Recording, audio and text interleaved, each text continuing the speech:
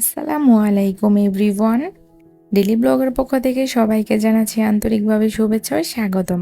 আজকে অনেক দিন পর মজাদার একটি জলপাইয়ের আচার রেসিপি নিয়ে আপনাদের মাঝে হাজির হলাম। আজকে আমি আপনাদের সাথে শেয়ার করব ঘরে থাকা সামান্য কিছু উপকরণ দিয়ে মজাদার এই আচার রেসিপি। সিজন থাকতে থাকতে কিন্তু এই জলপাইয়ের আচার না খেলে কিন্তু অনেক বড় মিস করে ফেলবেন। কথা না বাড়িয়ে চলুন চলে যাই আমি কিভাবে এই মজাদার আচারটা তৈরি করেছি সেটার সম্পূর্ণ ভিডিওটা দেখে নিই। প্রথমে আমি বোটা ছাড়িয়ে জলপাইগুলো ভালোভাবে ধুয়ে আমি হিটারে গরম পানি বসিয়ে দিয়েছিলাম। সেই গরম পানি দিয়ে আমি জলপাইগুলো এখন সিদ্ধ করে নেব। জলপাই থেকে যখন বলক চলে আসবে তখন আমি পানিগুলো ছেঁকে একটি ঘুটনির সাহায্যে এটা ভর্তা টাইপের করে নিয়েছিলাম। এখন আমি এখানে অ্যাড করে দিচ্ছি চিনি। অবশ্যই জলপাইটা যখন আপনার আচার তৈরি করবেন আগে চেক করে নেবেন জলপাইটা কতটুকু পরিমাণ টক। সেই অনুযায়ী আপনারা যদি জলপাই বেশি টক হয় তাহলে আচারটা বানাতে যাবেন না, আমার মতো ভুল করবেন না। আমি খেয়াল করিনি, জলপাইটা ছিল প্রচুর পরিমাণে টক। আমি যেহেতু বাহিরে দেশে নিয়ে আসবো, আমার হাজব্যান্ডের খুবই পছন্দ, তাই আমি অনেক পরিমাণেরই জলপাই আচার তৈরি করতে গিয়েছিলাম।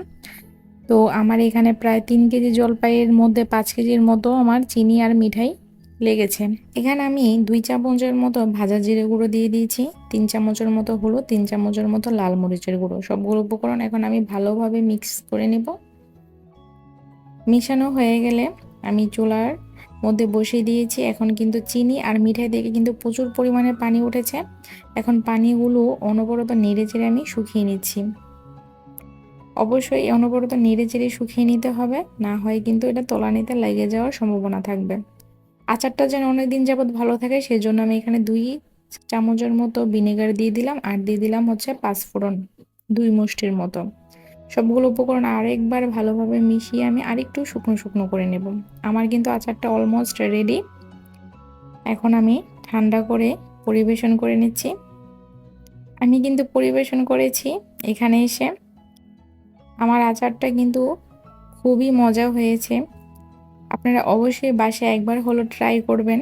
যদি আমার রেসিপিটা আপনাদের কাছে ভালো লেগে থাকে, সহজ মনে হয়, তাহলে অবশ্যই বাসায় একবার ট্রাই করে দেখবেন আচারটা কতটা পরিমাণের মজার হয়।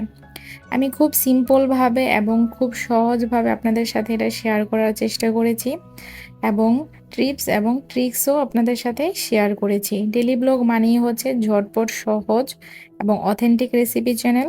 আমি সবসময় আপনাদের সাথে অথেন্টিক রেসিপি দেওয়ার চেষ্টা করি। অনেক দিন পর আপনাদের সাথে আমি ভিডিও শেয়ার করলাম, ব্যস্ততার কারণে আমি আপনাদের সাথে ভিডিও শেয়ার করতে পারিনি। আপনারা আগের মতো আমাকে সাপোর্ট করবেন। আমি অবশ্যই আপনাদের আরও নতুন নতুন ভিডিও দেওয়ার চেষ্টা করব। আজকে এই পর্যন্তই। নতুন আরেকটি ভিডিও নিয়ে খুব শীঘ্রই আপনাদের মাঝে দেখা হচ্ছে। ততক্ষণ পর্যন্ত আপনারা ভালো থাকুন, সুস্থ থাকুন। আল্লাহ হাফিজ। আসসালামু আলাইকুম।